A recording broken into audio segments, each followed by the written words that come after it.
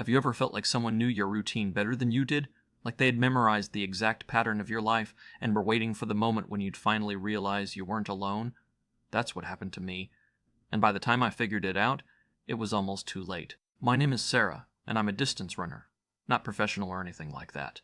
Just someone who loves running enough to do it almost every single day, rain or shine. I work as a graphic designer for a marketing firm downtown, which means I spend most of my day staring at computer screens in a cubicle with fluorescent lights that hum, just loud enough to drive you slowly insane. Running is my escape. It's the one time during the day when I feel like my body is actually mine, when I'm moving through space by my own effort and determination. No meetings, no emails, no one asking me to revise something for the third time because they changed their mind about the color blue. I live in Seattle.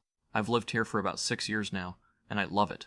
The city has this energy to it, especially in the mornings when you're out before most people are awake. The air is cool and damp. The streets are quiet. There's something almost spiritual about it. My running route was about 5 miles long, and I had perfected it over the course of a year. It started at my apartment in Capitol Hill, wound through the quiet residential streets, took me down to the water near Green Lake, and then looped back home. I loved that route. I ran it almost every morning, usually around 6 or 6:30 a.m., depending on my sleep schedule. I had been doing this for years without incident. It was safe. It was familiar. It was mine. October started like it always did in Seattle. Cooler weather, earlier sunsets. The kind of season where you need to layer up for your morning run because the wind off the Sound is genuinely cold. I remember that it had rained the night before. The kind of rain that washes the streets clean and makes everything smell fresh and alive. October 4th was a Tuesday. I remember the date specifically because I had marked it on my calendar. My company was doing a big presentation that day for a new client, and I was nervous about it. I had stayed up late the night before making final revisions, which meant I was tired. But I still woke up at 6, and I still went for my run because that's what I do. I don't skip my runs. They're non-negotiable.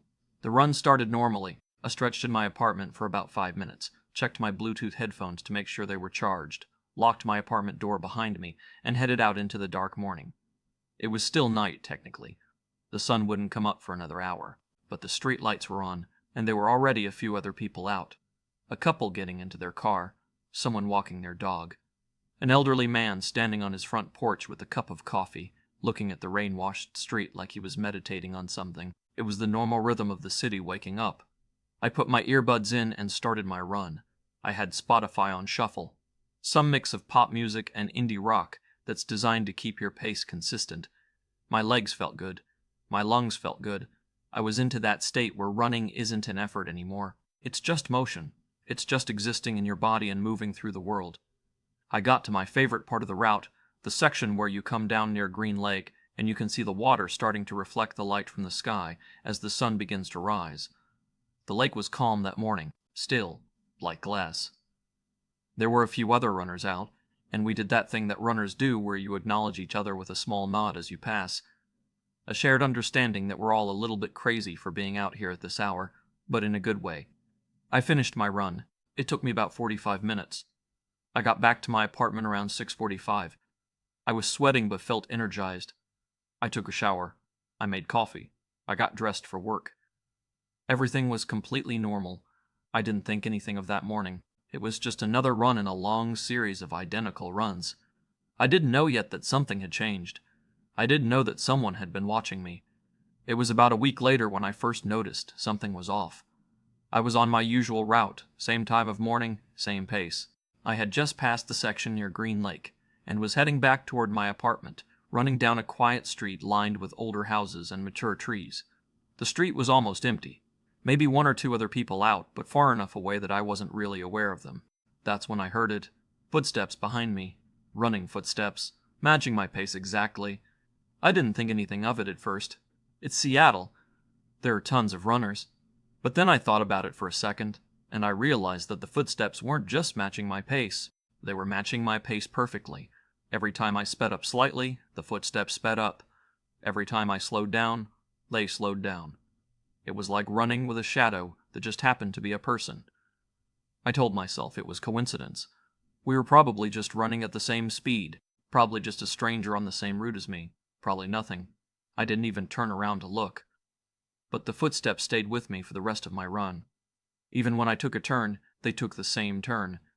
Even when I sped up for the final stretch back to my apartment, they sped up with me, and then, just as I was pulling up to my apartment building, they slowed down and veered off onto a side street. I turned around to look, but the person was already gone, obscured by the early morning darkness and the trees. I stood outside my apartment building for a moment, catching my breath, and I told myself that I had just imagined it. Or maybe it was just another runner who happened to be going in the same general direction. These things happen in a city. You're not always alone out there. That's just part of urban life.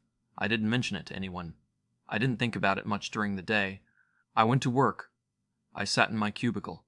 I went to the meeting with a new client, and it actually went really well. By the time I got home that evening, I had almost completely forgotten about the footsteps. The next morning, I went for my run again. Same time, same route. And it happened again. This time, I was more aware of it. I was maybe halfway through my run, down near Green Lake, when I heard them, footsteps again. But this time, when I sped up, they sped up a little faster than me.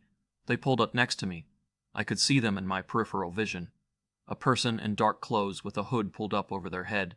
Their face was completely obscured. They were running right next to me, matching my stride, and I couldn't see who they were. I was running with my music in, but not loud. I could hear the sound of their breathing. They were breathing harder than me, like the exertion was costing them more. But they stayed with me, step for step, mile for mile. I made a decision. I stopped running. I just stopped abruptly in the middle of the sidewalk. The person next to me ran a few more steps and then stopped too. They turned to look at me, but their face was still obscured by the hood. They were wearing sunglasses even though it was barely light outside. I couldn't see who they were. I couldn't see their expression. All I could see their expression. All I could see was the dark silhouette of a human being standing a few feet away from me. I asked them what they wanted. My voice came out smaller than I intended. The person didn't say anything. They just stood there, breathing heavy, looking in my direction. Then they started running again, in the opposite direction, away from me. Within seconds they had disappeared around a corner, and I was alone on the sidewalk with just the sound of my own heartbeat in my ears. I walked the rest of the way home. I didn't run. I didn't finish my route. I just walked, and I kept looking over my shoulder, and I told myself that this was nothing. That I was being paranoid. That there had to be a logical explanation. Maybe that person was just running the same route as me. Maybe it was a coincidence. Maybe my brain was inventing patterns where there were none. But somewhere deep in my stomach, I knew that wasn't true. I knew that, whoever that person was, they had been waiting for me. The next day I almost didn't go running. I almost decided that it wasn't worth it, that I would just work out at home instead. But I hated doing that. I hated being trapped inside. And I told myself that I was being ridiculous, that I wasn't going to let one weird encounter stop me from doing something I loved. So I went out the next morning at 6:30, and I ran my route, and I spent the entire time looking over my shoulder, and the footsteps weren't there. No one was following me. It was just me in the early morning city, and the sound of my own running. For 3 days, there was nothing. I started to relax. I started to think that maybe it had been a one-time thing. Maybe that person had moved on. Maybe they had been running that route for their own reasons, and it had nothing to do with me. Maybe I had imagined the threat that I thought I had sensed, and then, on the 4th day, they were back. This time, it was different. This time, they were in front of me instead of behind me. I came around a corner near my apartment, and there they were, standing right in the middle of the sidewalk, waiting for me. The hood was still up. The sunglasses were still on. But this time, I could see that they were holding something in their hand. A camera. A professional camera with a big lens, and pointed directly at me. I froze. I know I shouldn't have stopped. I know that in that moment I should have turned and run the other way. But I didn't. I stopped.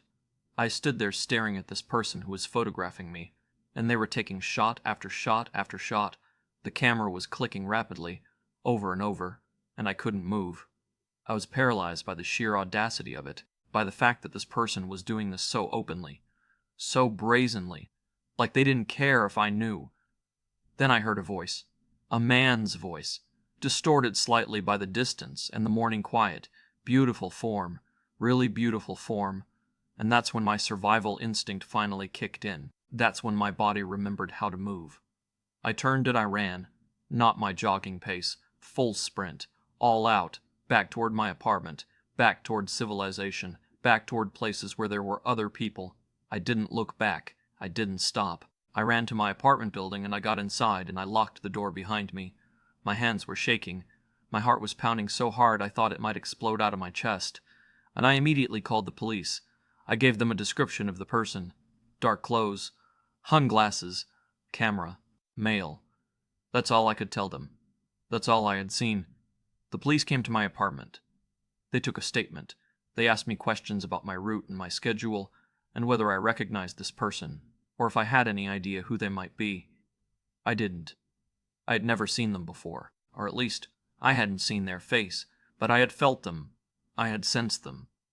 I had known that something was wrong even before I could articulate what that something was. The police increased patrols in the area. They checked the nearby parks and trails. They made a report. They took my information and told me to contact them immediately if I saw this person again. And then they left, and I was alone in my apartment with nothing but the knowledge that someone had been watching me. That they knew my schedule. That they knew my route. That they had spent at least a week documenting my movements with a professional camera. They never caught him. They never found out who he was. I filed a report with the police, and they investigated, but there was nothing concrete to go on. No clear threat. No explicit statement of intent. Just a person with a camera photographing a runner on a public street. It wasn't technically illegal. Disturbing, yes. Threatening, maybe. But not explicitly illegal. I stopped running outside. I moved to a gym with a treadmill. I stopped going to coffee shops at my usual time. I changed my entire routine. And I still don't feel safe. I still feel like someone is watching me. Every time I see someone with a camera, my stomach drops. Every time I hear footsteps behind me on the sidewalk, my fight-or-flight response activates. I never found out who he was, or why he was following me, or what he wanted. And that not knowing might be the scariest part of all. Because if he's still out there, if he's still watching, I'll never know until it's too late. The truth is, someone learned my routine so well that they could predict exactly where I would be and when I would be there. And if someone knows your routine that intimately, they can wait for the moment when being predictable stops being a hobby and starts being a vulnerability. They're patient, and they're still out there.